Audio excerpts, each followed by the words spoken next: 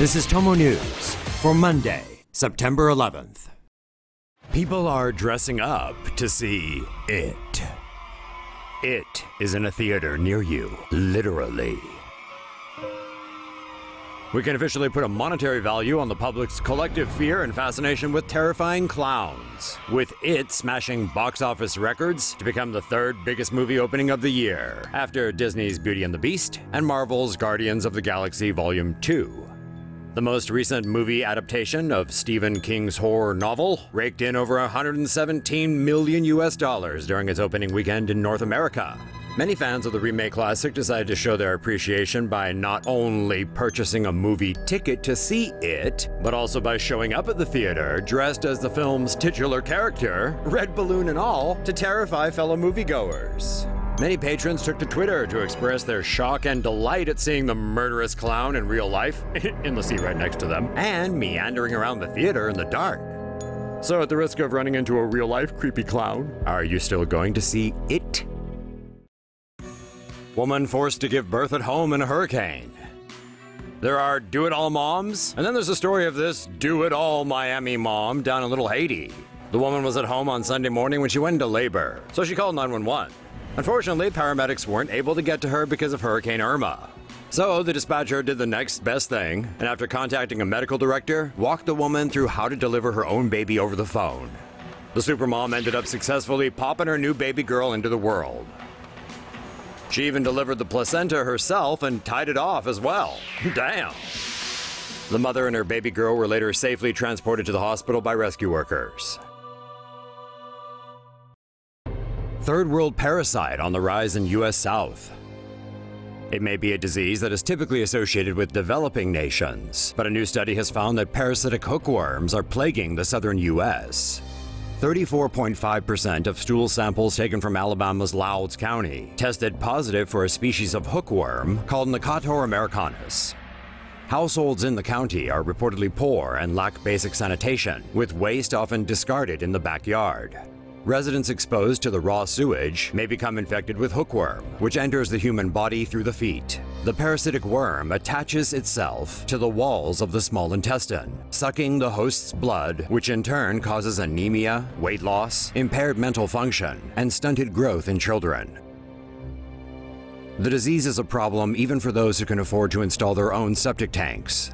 Sewage problems run rampant in Alabama's Black Belt region. The area's loamy soil prevents water from draining into the ground, and heavy rains often cause septic systems to overflow or back up. Parasitic infections like hookworm are treatable with medication, but unless sanitation conditions improve, people will simply become reinfected with the disease. What is a storm surge? As Hurricane Irma makes its way up Florida, residents near the coast not only have to worry about wind and rain, but also storm surges. A storm surge is an enormous mound of water that accumulates and is pushed ashore by hurricane winds. About 1,000 miles of coastline from Tampa Bay to parts of South Carolina could experience a storm surge. Forecasters warn of a 10 to 15-foot surge in the Naples area and 5 to 8 feet around Tampa.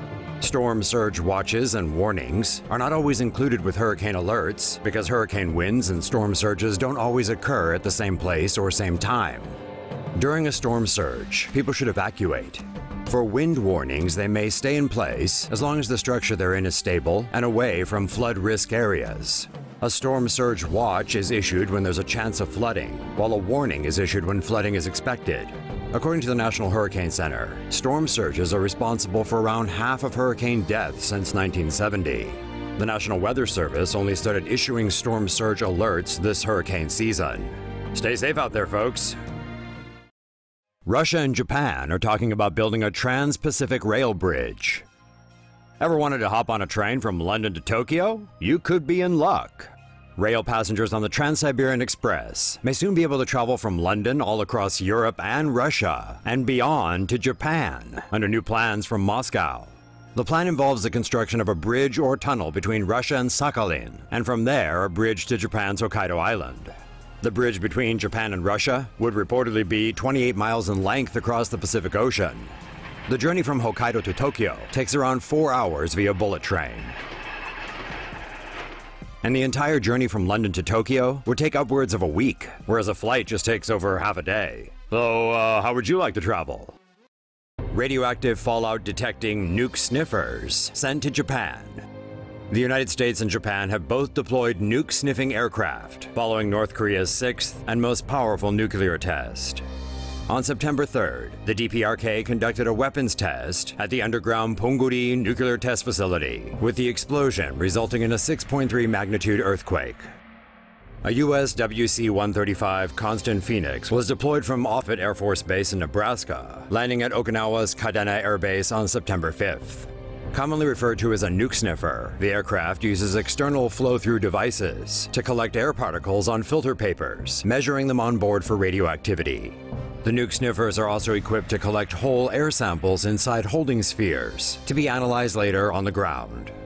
The North's nuclear test likewise prompted Japan to send 3 T-4 jets to collect dust and air samples for radiation testing. Japanese C-130 transport planes will also be checking for airborne radioactive gases, though the risk of the underground tests releasing toxic radiation is generally low. Height could determine risk of getting blood clots. New research shows taller folks might be at higher risk of suffering a blood clot. A Swedish study investigated multi-generational data from over 2.5 million siblings of varying heights. Women shorter than 155 centimeters, or 5 feet 1 inch, were at lower risk of suffering a blood clot, as were men shorter than 160 centimeters, or 5 foot 2 inches.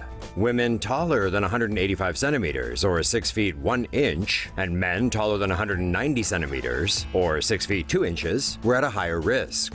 Deadly blood clotting usually occurs in the lower half of the body, but can also take place in the brain and lungs. The lead researcher of the study suggests that height should be included in risk assessment for blood clots, just as other factors such as weight. However, exactly how height and blood clots are correlated remains unknown.